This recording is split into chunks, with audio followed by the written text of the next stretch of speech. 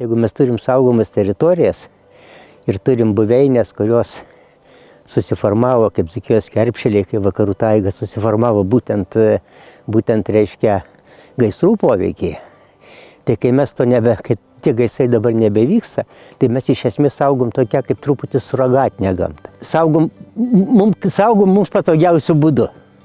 Va, o mes ir norėtum kažkaip, kad tas reiškia šitas žmogai turėtų tas vietas, tos rūšis sugrįžti arba geriau jaustis, kurios buvo pripratusios prie tų gaisrų. Kai kurios rūšis turi labai specifinius reikalavimus.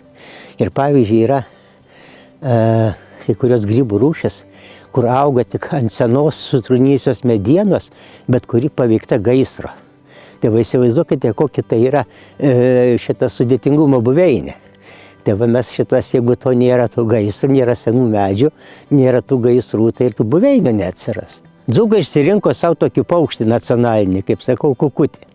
Tai jeigu reiktų rinkti nacionalinę gėlę, tai būtų vėlandė šilagėlė. Pavasarį, kuri pražysta. Ir būtent dabar visos tos šilagėlės susitelkusios kur antrinėse buveinėse.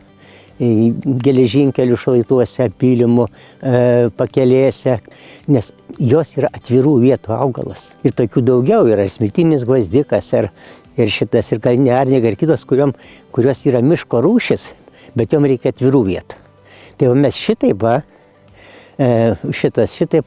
vykdami kontroliuojamą deginimą mes pagerinam tų buveinių būklę.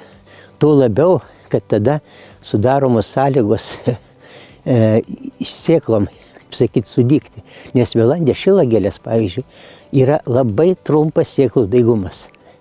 Jeigu per sausą, jeigu nukris ant samanų, kur nors jinai neįsisuks į tą žemę, va, jeigu drėgna, tai ir galbūt ir nenukris, ir praeina kelios dienos ir jinai viskas nebedaigi.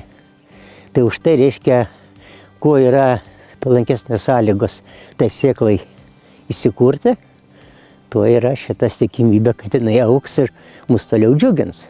Kalbant apie rūšis, tai irgi yra, čia yra labai gausu bitinių plėviasparnių. Vapsvos, bitės pavienės vėl, kuriuom irgi reikia tų atvirų plotų.